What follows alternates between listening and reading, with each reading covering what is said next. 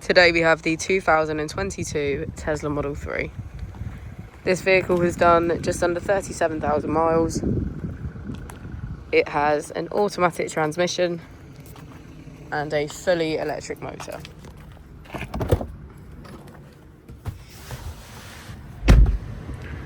On our user interface, we're met with navigation as a feature, as well as an overview of the vehicle. This allows us to open the bonnet, charging port and boot, all from within inside the car. If we click on the Tesla icon in the bottom right, we can access our controls, dynamics, charging, autopilot, schedule, safety, service and software.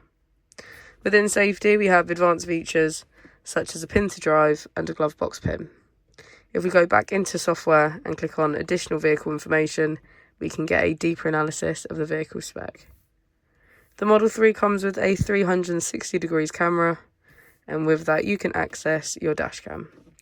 If we press here, we can access our climate control, which includes heated seats, heated screen, and a heated steering wheel.